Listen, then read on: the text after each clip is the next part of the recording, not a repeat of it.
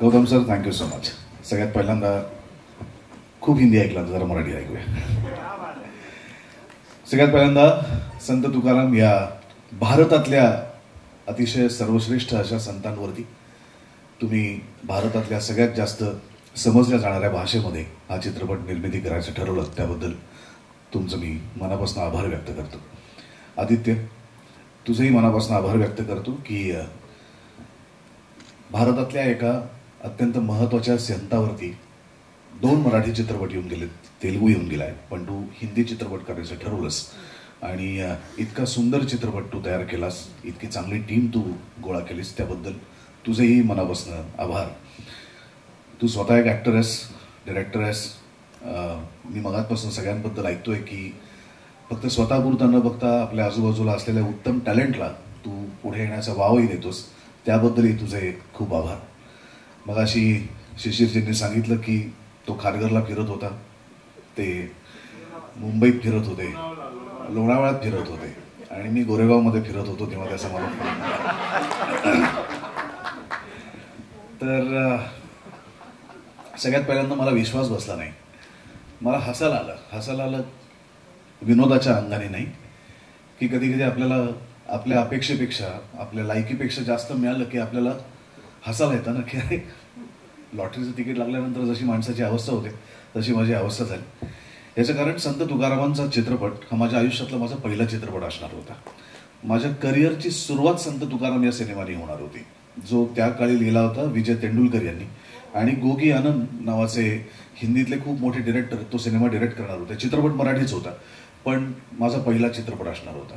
माझी लुकटेच झाली. विक्रम गायकवाड आज आपल्या दुर्दैवाने नाही आहेत विक्रमदादा, पण विक्रमदादांनी माझं संत तुकाराम महाराजांच्या लुकमध्ये त्यांनी माझा मेकअप केला, माझं कॉस्ट्युम ट्रायल झाली, माझी लुक टेस्ट झाली, सगळं ठरलं, पण तो सिनेमा होऊ शकला नाही. त्याच्यानंतर वेगवेगळ्या पद्धतीतनं वेगवेगळ्या माध्यमातून तुकाराम महाराज सातत्याने माझ्याकडे येत गेले. एक तुकाराम मी केला, तो विनय आपटेंनी छत्रपती शिवाजी महाराजांवरती एक हिंदी मालिका केली होती दूरदर्शनवरती. त्याच्यात तुकाराम महाराजांचे 2 सीन होते, ते मी केले कारण माझ्याकडे सतत तुकाराम महाराज येत होते. आणि पुन्हा माझ्या करिअरचं हे 25वं वर्ष चालू आहे. आज 25 वर्ष झाली मला इथे काम करून, आणि परत 25 वर्षानंतर तुकाराम महाराज पुन्हा माझ्या आयुष्यात आले. मला असं वाटतं की माझं काहीतरी देणं आहे, मी काहीतरी देणं लागतो त्यांचं. आणि त्यांची भूमिका अशी आहे की आपण पंढरपूरला जातो, आपण अयोध्येला जातो, आणि दर्शन घेता घेता आपलं नशीब चांगलं असतं आणि तो पुजारी प्रभू श्री रामचंद्राच्या गळ्यातली माळ काढतो आणि तुम्हाला प्रसाद म्हणून देतो. तसं मी समजतो की मी पंढरपूरला गेलो होतो पांडुरंगाच्या दर्शनासाठी, आणि पांडुरंगाने हात ठेवले होते कटेवरती, त्या हातामधनं काही शब्द ओघळले, ते ओघळलेले शब्द म्हणजे तुकाराम बुवांचे अभंग होते, आणि ते मला प्रसाद म्हणून वाटायला आले. तसा हा रोल माझ्यासाठी प्रसाद म्हणून आहे, आशीर्वाद म्हणून आहे.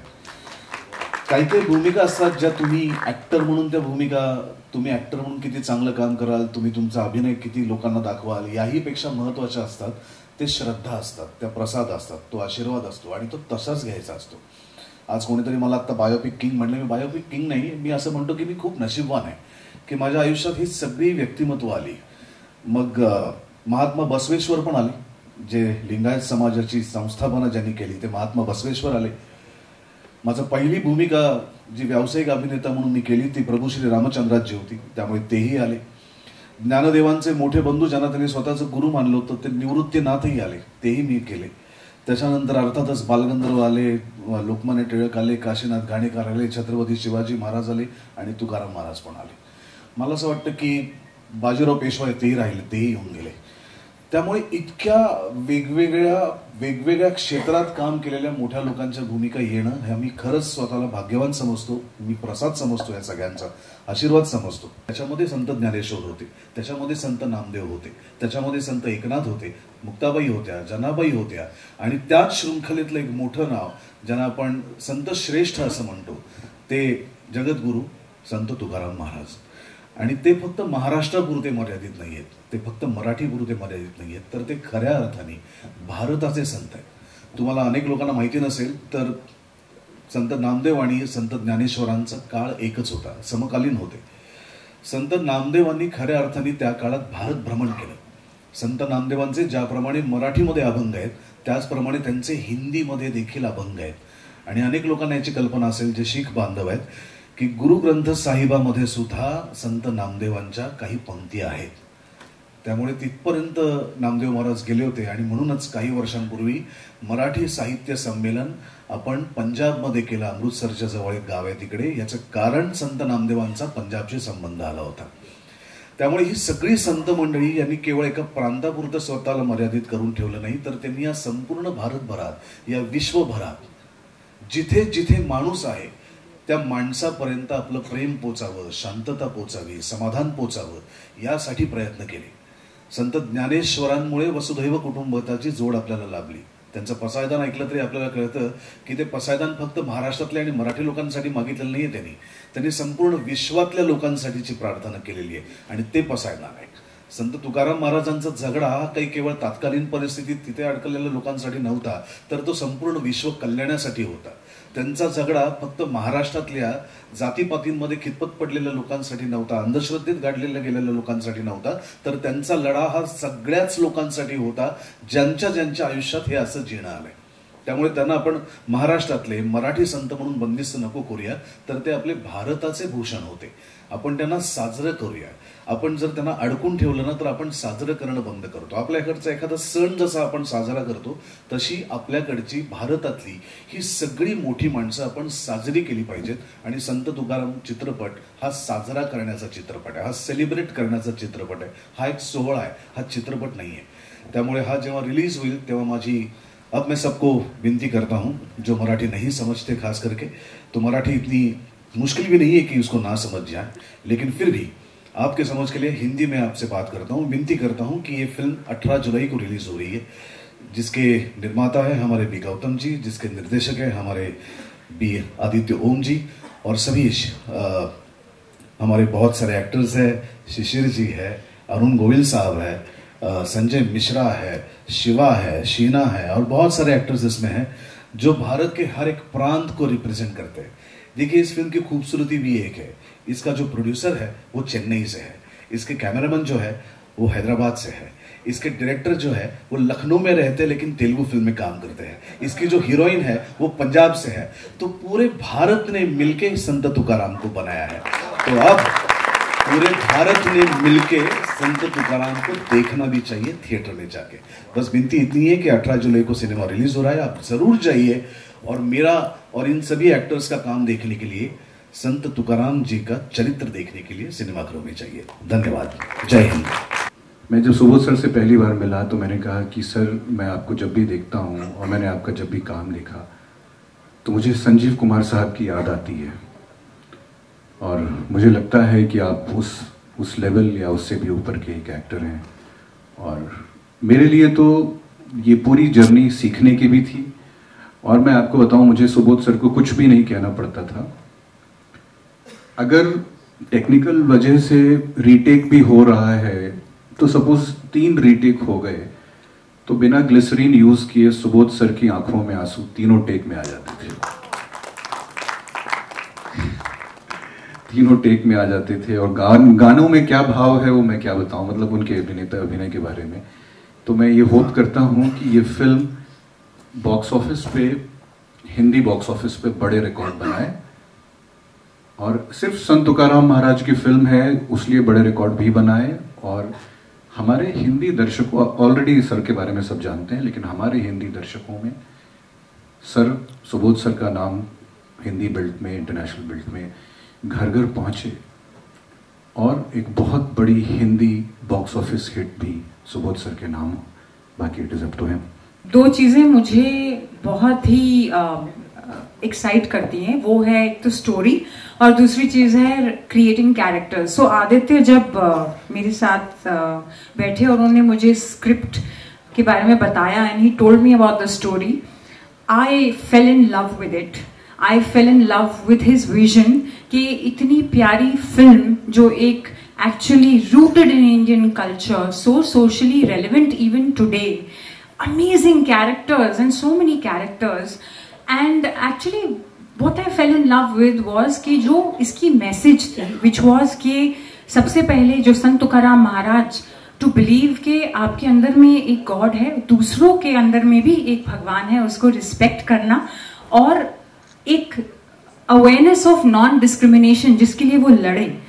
तो कितनी चीजें हैं स्क्रिप्ट में जो इसको एक अमेजिंग हिस्टोरिकल बायोपिक बताते हैं, और आदित्य के अंदर में जो पैशन, जिस वे में इन्होंने मुझे बताया, ये स्टोरी सुनाई, and the character, I fail in love with that. So I just want to thank Aditya firstly, and I want to just tell you that he is one of the most passionate, dedicated, committed, attention to detail giving directors. इन्होंने set पे मेरा जो experience था कि सारे actors के साथ में he brought out the best possible performance from each one of us, and the way he has communicated the story with the passion and intensity, and you know what is most beautiful is कि ये कहानी पहली बार हिंदी में बन रही है.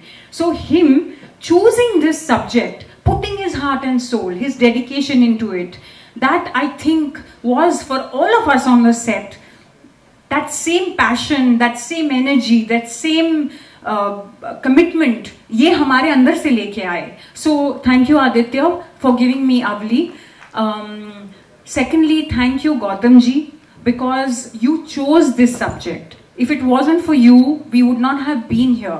So Gautam ji chose this beautiful story, and it is a story which has been told Marathi में 2 बार और South में भी, लेकिन ये पहली बार हिंदी में आपने ये choose किया कि कहानी should reach the whole of India and hopefully the world. So such an amazing story, and for choosing that, for bringing us all together, thank you so much. Subodh ji, आपके साथ काम करके you are really a master class in acting. जब मैंने इनके साथ काम किया, मैं जब पहली बार मुझे जब सेट पे मुझे बहुत सारे बर्तन दे दिए और बोले कि मांझो, और ये आए बहुत ही मीठी सी मुस्कान लेके, वो मेरा इनके साथ में पहला एक्सपीरियंस था. तो ये जो कहते हैं ना कि he is the king of biopic, he just ऐसे लगा कि he just embodied that character, he became that soul. और ये मैंने देखा जब, तो मुझे लगता है कि एक तरीके से he brought out my performance on the set by being such an amazing, giving, kind co-star. और जो क्राफ्ट को लेके जो चीजें मैंने सीखी हैं इनसे, शायद ही मैं कोई एक्टिंग क्लास में भी सीख पाती. So thank you Subodh ji for being so kind, giving and supporting me. And lastly मैं ये कहना चाहूंगी कि on a personal note, this character Avli Jijabai, it has been the most soulful dream role for me as an actress, क्योंकि for a couple of reasons. Number one, कि वो एक actually वो फाइटर थी, और वो फाइटर इसलिए थी क्योंकि वो जो भी चीज में विश्वास करती थी, she stood up for that. So she fought with her husband for his love. जैसे आदित्य ने कहा, the love, the dedication, the compassion, and secondly she fought with him जब ये समर्पण कर देती हैं to his vision and mission, and made it her own to stand up with him for the equality.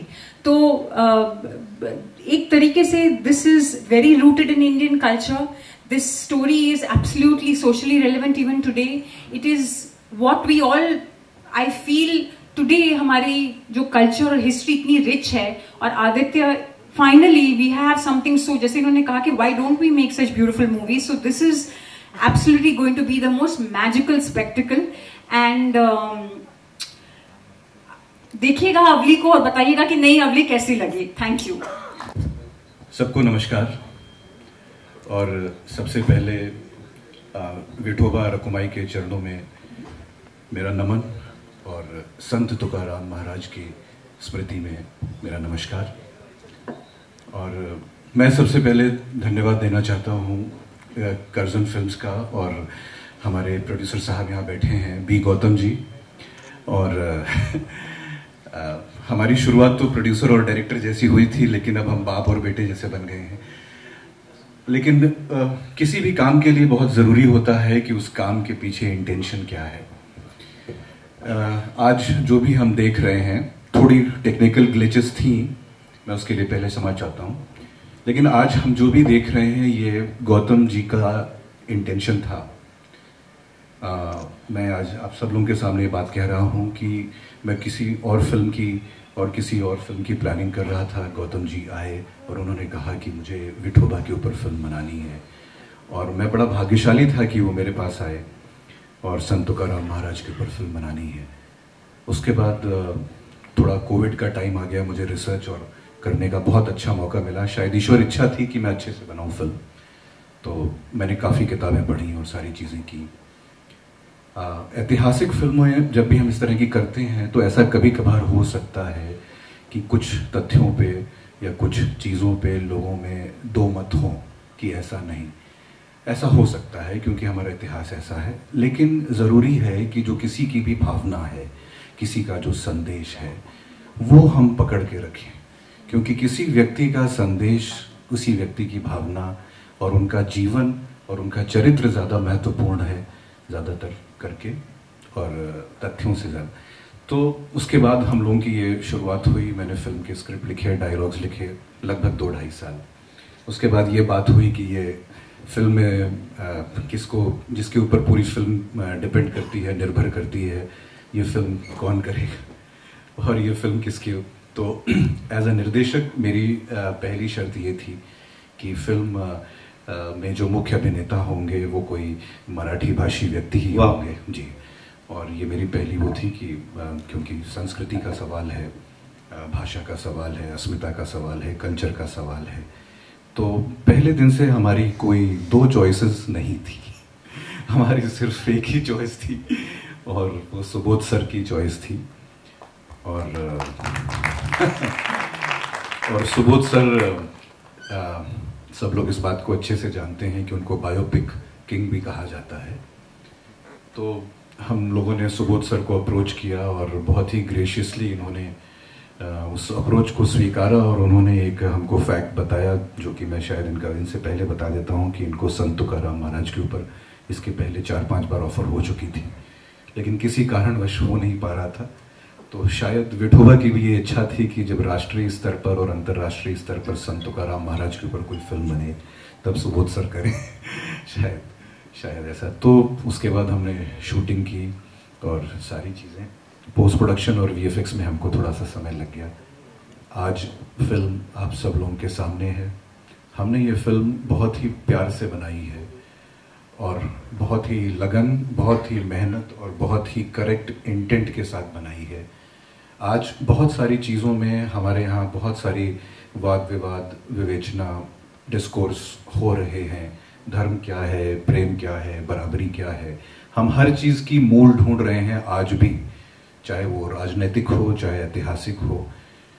तो संत तुकाराम महाराज के जीवन के माध्यम से, संत तुकाराम महाराज की जीवनी के माध्यम से, उनके लेखन के माध्यम से, उनके संदेश के माध्यम से ये फिल्म शायद एक मार्गदर्शन तो नहीं कहूँगा, लेकिन शायद एक और अलग चित्र प्रस्तुत करेगी आज की जनरेशन के लिए, आज के लोगों के लिए, आज के राजनेताओं के लिए, कि हर चीज़ के मूल में क्या है। और जैसा कि आपने ट्रेलर में भी कुछ डायलॉग्स वगैरह में देखा होगा, और धर्म के ऊपर संत तुकाराम महाराज ने बहुत सारा काम किया था। और एक लाइन जो मैंने फिल्म में भी डाली है और जो आप लोग देखेंगे कि जो धर्म होता है वो नियंत्रण और अधिकार नहीं होता है, वो समर्पण और प्रेम होता है। तो ये जो भावना थी, और ईश्वर सबके लिए है, ईश्वर सबके लिए समान है। ईश्वर किसी में 2 आँख करके नहीं देखते हैं। तो इस भावना के साथ और इस बात को पकड़कर हमने ये फिल्म बनाई थी। और मैं फिर से कहता हूँ कि आज हमारी इंडस्ट्री, बॉलीवुड बहुत बड़ी इंडस्ट्री है, लेकिन शायद गौतम जी जैसे व्यक्ति ही हैं जो बाहर से आते हैं, जो ऐसी फिल्म बनाना चाहते हैं जो हमारी संस्कृति, हमारी धर्म, हमारे विरासत को आगे बढ़ाए। ये थोड़ी सी एक मतलब अलग चर्चा का विषय है, लेकिन जो बॉलीवुड के लीडर्स हैं उनको भी इस बात पे सोचना चाहिए कि इतनी बड़ी हमारी संस्कृति है, इतनी बड़ी हमारी विरासत है, संत परंपरा है, राजाओं की परंपरा है, हम क्यों नहीं आज तक उनके ऊपर फिल्म बना पा रहे हैं। तो मेरी और मेरी टीम की तरफ से ये बहुत ही एक हम्बल ट्रिब्यूट है। मैं उस लायक तो हूँ नहीं कि मैं संत तुकाराम महाराज के ऊपर 4 शब्द भी लिख सकूँ, लेकिन ये मेरी बहुत हम्बल ट्रिब्यूट है संत तुकाराम महाराज के चरणों में। और बहुत बहुत धन्यवाद है मेरा तो गौतम जी को, फिर से शिवा सूर्यवंशी जी को और सुबोध भावे जी को, जिन्होंने इस फिल्म को जीवंत किया, और मेरी सारी टीम को, और जिन्होंने मेरे साथ काम किया। और मैंने कोशिश की कि जैसे आपने भी म्यूज़िकल देखा होगा कितने नए टैलेंट हैं और अद्भुत टैलेंट हैं, तो मैंने कोशिश की कि ये नए टैलेंट जितने भी हैं ये थोड़ा फोर फ्रंट में आए। इन लोगों ने भी बहुत दिल लगा के काम किया। और वैसे ही संजय मिश्रा जी, मुकेश खन्ना जी, अरुण गोविल जी, हेमंत पांडे जी, इन सब लोगों ने भी मुझे, और मेरे सारे एक्टर्स ने, शीना चौहान, ट्विंकल कपूर, रूपाली जाधव, इन सब लोगों ने मुझे बहुत कोऑपरेट किया और बहुत ही अच्छे से फिल्म मैं बहुत ही कम समय में बनाने में वो रहा। और बहुत बहुत धन्यवाद आपको। मैं लोनावला में घूम रहा था, आदित्य का फोन आया, एक रोल है, करोगे? मैंने कहा हाँ करूंगा, लेकिन रोल क्या है? नहीं तुम आ जाओ बस, वो सब समझा देंगे तुमको। It's like the back of your hand kind of a role. नहीं, sorry, jokes apart.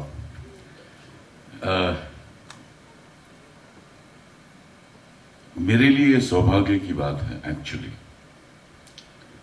कि एक तो मैंने आदित्य के साथ काम किया, दूसरा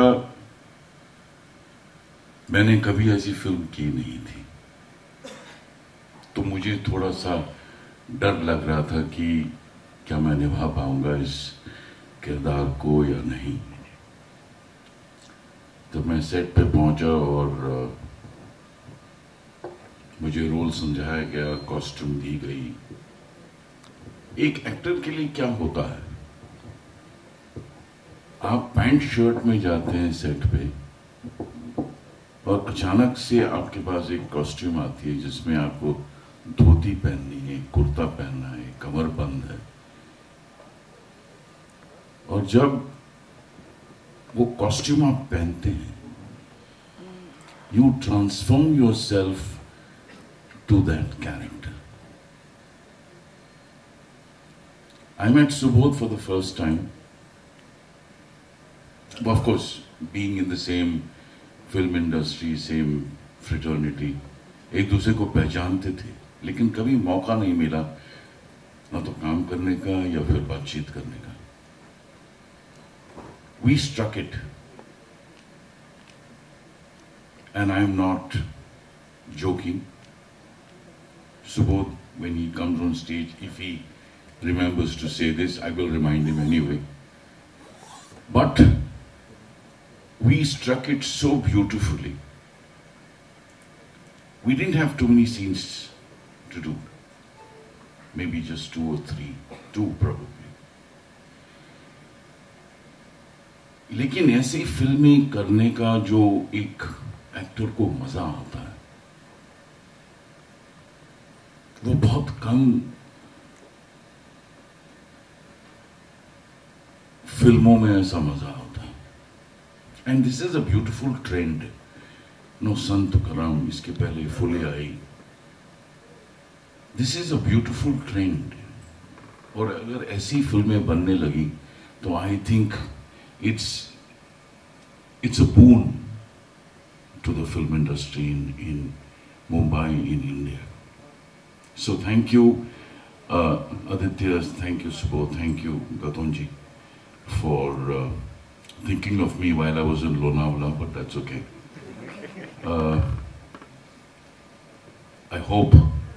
I seriously hope to work with Aditya, work with Sheena, work with Subodh, work with Shiva, of course.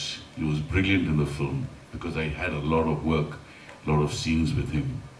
So once again, thank you so very much for having me on this project, and I look forward to the response to this film whenever people see it.